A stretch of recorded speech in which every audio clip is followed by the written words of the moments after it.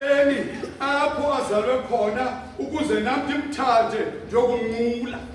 Zisuka salane enemies. Yena kule ndlela aze kuyo akazanga kwindlela azabalula, uze kwindlela aza kuva kuyo imbandezelo. Uthi begqityiwe ukuzalwa uYesu ukubonakalisa okokubana it was predestined ukufa kwenkosi yethu uYesu Kristu. Uthi uYosefu ekalelwa ingelosi ithi mthatha umntana yokumfihla iphutha ngoba bafuna ukumbulala. So the decision that Jesus Christ funeka efile emnqamlezweni was predestined. Ayikalanga ngoku njengoba bazalwane bazoma kule ndawo kudala sithathiwe isigqibo naye uyayazi uthathi kayithatha amaxesha ngamaxesha amaninzi athi mna kufanele ukuba ndive ubunzima phakathi kwababingeleli abakhulu, ndifanele ukuba ndive ukufa khona ukuze singatshabalali koko sibe nobomi obungaphakade. Akugqitywa ukubhaptizwa uYesu udibana neproblem yesithathu.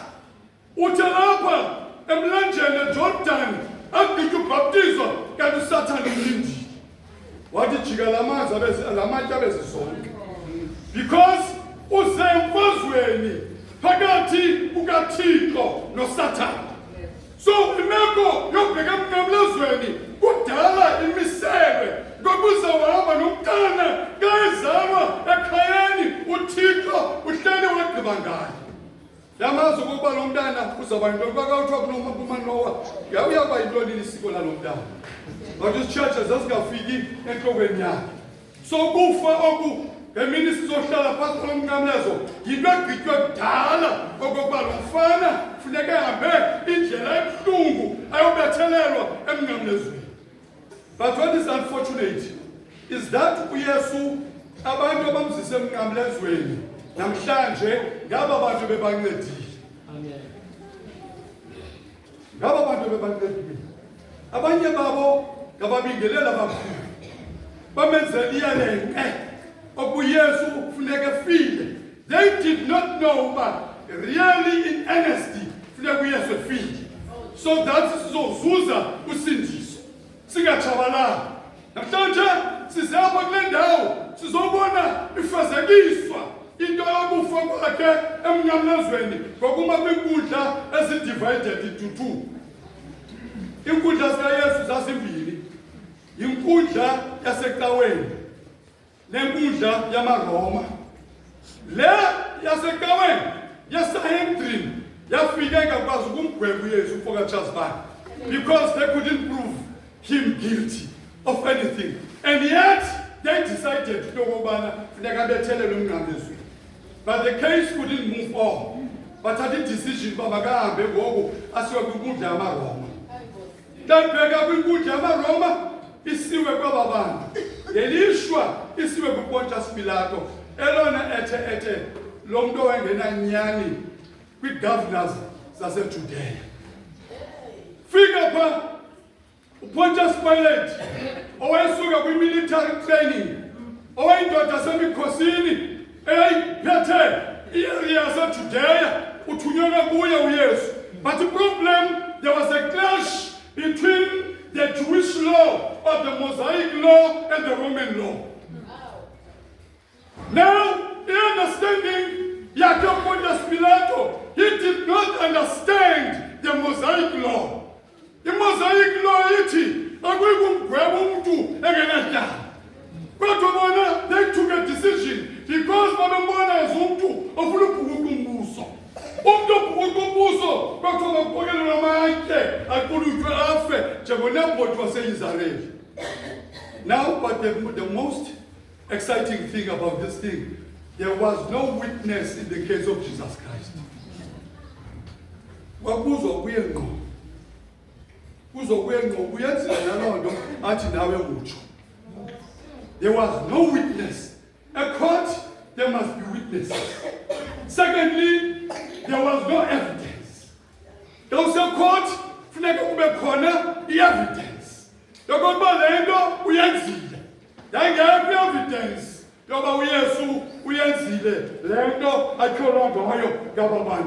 Okwesithathu into eyayiflow kule case kaYesu Kristu asiyokuya emnqamlezweni into kokuba yaxoxwa ebusuku kulento kokuba ingafiki kwipasika kusasa ngoba kusasa yaza abapasika yamaJuda. Now bathatha decision uba mayixoxwe lento kude kufike ekuzeni kokusa because yayiliyelenxe ukubethelelwa kwaYesu. Namhlanje silapha kule ndawo sidibene apha ngenxa yomntu ongenatyala. Silapha ngenxa yomntu owenzelwe iyelenxe ngabantu abahamba nabo. Ngoba abantu abahamba nabo bayakwazi ukwenzela iyelenxe. Inzima ke iyelenxe labantu abahamba nabo. Ngoba umntu omkhulu wahamba phambili kule nto yayikuJudas Iscariot. Isimbali uJudas Iscariot yayindoda egcina imali zasetempleni. Kodwa indlela wayeyitya ngayo, the way Judas Iscariot was corrupt. Nangoku uthathe imeko yokuba avume ukubribwa zii-Roman leaders so that akwazi uba uYesu azabethelele emnqamlezweni. That was another flaw in the case of Jesus Christ because bribery was not acceptable. But yet, Judas Iscariot decided that he must betray Jesus Christ. But that's very interesting. Ukuba ngaba uJudas Iscariot wayengazange ambrala nathi kambetray uYesu, esingasoze sibe lomsindisi. Kungenxa yabantu abafana noJudas Iscariot ababangela kokuba namhlanje sibe sihlangene kule ndawo because wanikela ngaye umphefumulo ongenatyala ongezanga nto. Silapha namhlanje ngenxa yomphefumulo ongenatyala, umphefumulo owahlukwayo. Kuthiwa le ndawo yomnqamlezo kaYesu wawungaphelelanga umnqamlezo wakhe, wayebethelwe ubotshelelwe kule ndawo kwakawuthweleyo, which was very very heavy. uYesu lephathi yayibotshelelwe kuye entanyeni.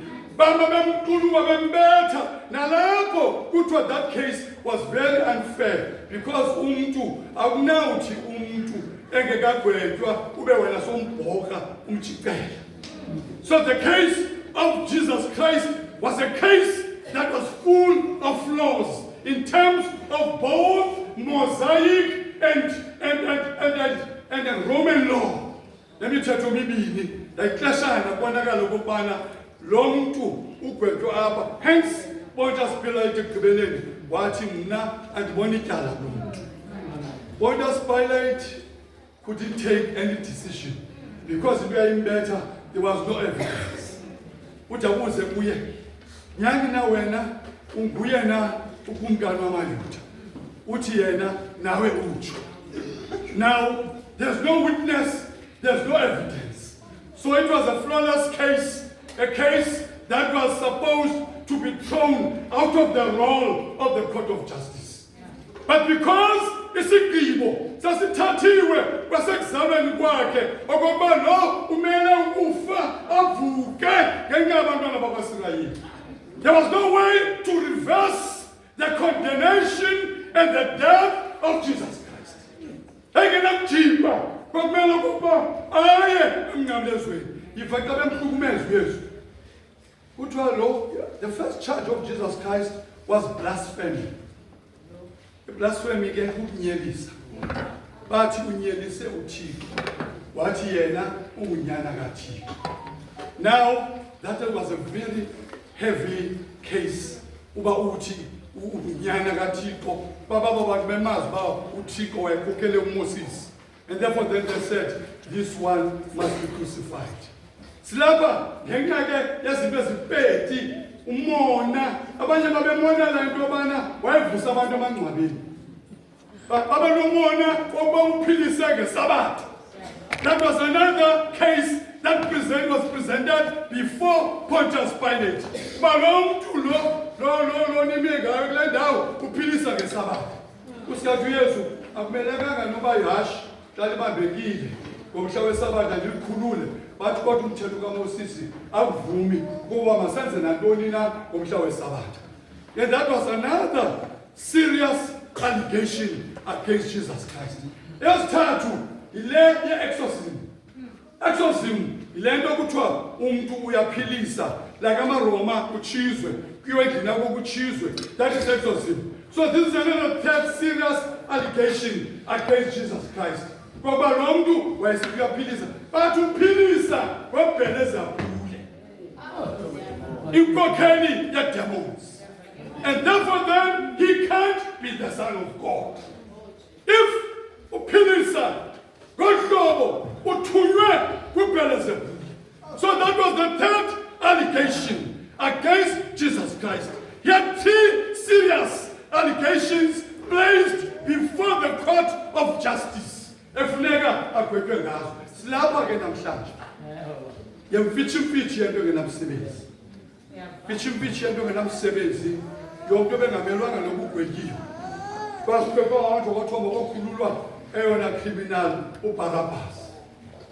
Lento ucingisa icourt of justice South Africa, where abantu bezinto ezibhlungu abantwini they were quick free the streets. That the real person owenze into uthi wena uba uyowulwa ulwela umntana wakho okanye into wenzelwe into kuthiwa lo muntu lowo wenze inantsika lento justice yaseKhangaru. So kuthiwe kujikelwe wena nasi case yomntana walapha eSalthana, umntana othengisiweyo. La case kaJosina ubuyijongile bazama uyitwista okokuba la mntana ulingqina lecourt ibe nguye onetyala. Igqwetha lala case went to twist justice so that kuzophuma umama kaJosina. Jesus Christ was crucified because justice was twisted. Akuguqulwa umthetho kwenziwa izinto ezingamelekanga okokuba zenzeke. Silapha ke namhlanje sidibene kule ndawo intoni unobangela. Unobangela kugwetshwa komuntu ongenzanga tyala. Umuntu abamngcikivayo bamvisa imbandezelo, bamvisa kabuhlungu. Silapha ngenxa yolosho. Namhlanje sikhumbula nabanye abantu abagcwele introngo abangenzanga nto. Ukuyibhentsha ngoku eSouth Africa. Umuntu ubuthandana naye ufuna ufake engxakini athi izalavi masibuyelane. Ubuyelane nolavi kanti ulavi kusasa uzovuka bheke epolice station. Athi umdlwenguye athathwe umuntu ayovalelwa because of the problem of the justice system that has been twisted. So even in this case, esibheka kule ndawo, justice was twisted. Sizothi ke ngokubazalwana nodade nanku ke lo Yesu ezathetha nathi namhlanje ngamazwi avakalayo esive ezombandezelo emnqamlezweni eziswe emnqamlezweni sisono esithe sachitha ubuhlobo phakathi kukaThixo nabantu bakhe. Baphela ubudlelwane phakathi. Namhlanje sosondela kule ndawo sisondeza lo msindisi okokuba sikhumbuze ngenhlungu nembandezelo awazivayo khona ukuze sokuzuza amandla xa siphuma apha sibe zizidalwa ezintsha egameni loThixo uyise inyani umoya ontwele. Amen. Sicela seluvangeli. Thandaze. Egameni ngilwese ngilonyana nomoya womndeni. Amen. Nkosi elungileyo, Mdali wezulu nomhlaba. Lapha kwesigaba kanye kaZungane kule Good Friday olungileyo. Cela amandla emandleni ingane olungileyo. Sikuthi kwimithwalo esinayo ebudeni kamathuba neminyaka kanye kaZungane. Ukuze kuthi ngalelinye ngelanga lale Good Friday sekubonakala zonke iziphoso lezigugu zesifundile. Sikelela ke Nkosi nale inkonzo izaqaliswa uYesu Kristu ngesifu. Inkosi mabenani. Sabulela kakhulu ke ngonyamezela kwenu ngokusafumana ithuba lokuba abantu abafuna ukuya ezipalelweni baye ezipalelweni. Ofuna uluma iapila lumi iapila. Kodwa sizole sithi cwaka sisazi basalungiselela inkonzo ebesize kuyo, inkonzo yamazwi asixhenxe. Nkosi mabenani.